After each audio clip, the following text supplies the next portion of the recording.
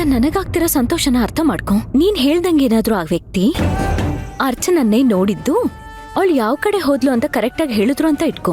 ಅರ್ಚನಾ ನಮ್ಗೆ ಸಿಕ್ಬಿಡಲ್ವಾ? ಸುಮ್ನೆ ಒಂದ್ಸಲ ಯೋಚನೆ ಮಾಡು. ನಾವ್ ನೋಡ್ತಿರೋದು ಕನ್ಸ ನನ್ಸ ಅಂತ ನಮಗೆ ಅನ್ನಿಸ್ತಿಲ್ವಾ? ಅದು ನಿಜ ಆಗ್ಬಿಟ್ರೆ ಹೇಗಿರುತ್ತೆ? ಓ, ಆ ಫೀಲಿಂಗ್ ಮಜಾನೇ ಬೇರೆ. ನಿನಗದೆಲ್ಲ ಅರ್ಥ ಆಗಲ್ಲ ಬಿಡು. ಗೊತ್ತೂ ಇಲ್ಲ. ಯಾರಿಗೆ? ನನಗೆ ಅರ್ಥನೂ ಆಗಲ್ಲ, ಗೊತ್ತೂ ಆಗಲ್ಲ. ಅಯ್ಯೋ, ಏನ್ ಶಾಂತಿ ನೀನು. ಇಷ್ಟು ವರ್ಷದಲ್ಲಿ ನೀನು ನನ್ನ ಇಷ್ಟೇನೆ ಅರ್ಥ ಮಾಡ್ಕೊಂಡಿದ್ದು. ನೋಡು ಶಾಂತಿ, ಈಗ ನಿನಗೆ ಅನುಭವ ಆಗಿದೆಯಲ್ಲ, ನನಗೂ ಅನುಭವ ಆಗಿದೆ. ಆ ಕ್ಷಣ ಸಂತೋಷನ ನಾನು ಯಾರ ಹತ್ರನೂ ಹೇಳ್ಕೊಳಕ್ಕಾಗ್ದೆ, ಅದನ್ನೆಲ್ಲೂ ತೋರಿಸ್ಕೊಳಕ್ಕಾಗ್ದೆ. ಆ ದೇವರಿಗೆ ಕೋಟಿ ಕೋಟಿ ನಮಸ್ಕಾರ ಹಾಕಿದ್ದೀನಿ. ಮನಸ್ಸು ತೃಪ್ತಿ ಆಗೋಷ್ಟು ಹತ್ತು ಬಿಟ್ಟಿದ್ದೀನಿ. ಅದು ಗೊತ್ತಾ ನಿನಗೆ? ಹೌದಾ? ಇದೆಲ್ಲ ಯಾವಾಗ ನಡೀತು? ನಮ್ ಶಾಂತಿ ನಮ್ಮನ್ನೆಲ್ಲ ಬಿಟ್ಟೋದ್ಲು, ಹೊರಟೋದ್ಲು, ನಮ್ ಕಣ್ಮುಂದೆ ಇಲ್ಲ ಅಂತ ಹೇಳಿದ್ರಲ್ಲ ಅವತ್ತು.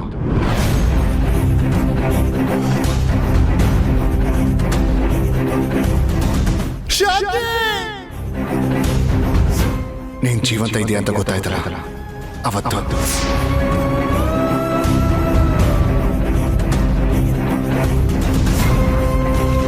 ಮತ್ತೆ ನಿನ್ನ ನೋಡ್ನಲ್ಲ ಅವತ್ತು.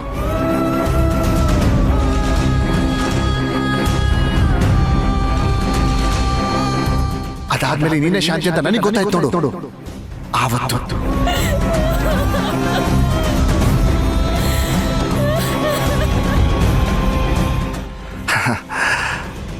ನನ್ನ ಮನಸ್ಸಿನ ಭಾವನೆ ಸಂತೋಷನ ಯಾರ ಮುಂದೆ ಹೇಳ್ಕೊಳ್ಳಿ ಶಾಂತಿ? ನಾನು ನಿನ್ನ ಹತ್ರ ಹೇಳ್ಕೊಂಡ್ರೆ ನೀನೇನ್ ತಪ್ಪು ತಿಳ್ಕೊತೀಯೋ ನನಗೆ ಗೊತ್ತಿಲ್ಲ. ಯಜಮಾನ್ರ ಹತ್ರ ಹೇಳ್ಕೊಳಕ್ಕಾಗಲ್ಲ, ಅತ್ತಿಗೆ ಹತ್ರ ಹೇಳ್ಕೊಳ್ಳೋದಕ್ಕೂ ಆಗಲ್ಲ, ಶಾಂತಿ ನಿವಾಸದವ್ರ ಹತ್ರ ಚಾನ್ಸೇ ಇಲ್ಲ. ಆದ್ರೆ ಅದಷ್ಟು ನಿಜ. ನಾನು ಅನುಭವಿಸ್ಬೇಕು. ನಾನು ಅದನ್ನ ಅನುಭವಿಸಿದ್ದೀನಿ. ಒಂದ್ಸಲ ಲೆಕ್ಕ ಹಾಕು, ಆ ಕ್ಷಣದಲ್ಲಿ ನನ್ನ ಮನಸ್ಸು ಎಷ್ಟು ಸಂತೋಷದಿಂದ ಇತ್ತು ಅಂತ. ಚಿನ್ನು, ನೀನೊಂಥರ ಲಕ್ಕಿನೇ ಬಿಡು. ನಾನು ಅನುಭವಿಸಕ್ಕಾಗ್ದಿರೋ ಎಲ್ಲ ಸಂತೋಷನೂ ನೀನು ಅನುಭವಿಸಿದ್ಯಾ? ದೇವ್ರು ನಿನ್ಗೆ ಕೇಳಿದ್ದನ್ನೆಲ್ಲ ಕೊಟ್ಬಿಟ್ಟಿದ್ದಾನಲ್ವಾ? ಆದ್ರೆ ನಾನು ಅದನ್ನೆಲ್ಲ ಯಾವಾಗ ನೋಡ್ತೀನೋ?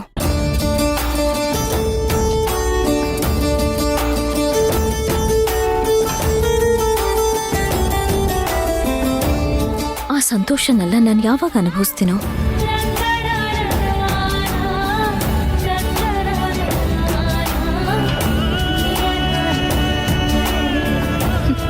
ನನಗೆ ಗೊತ್ತಾಗ್ತಿಲ್ಲ.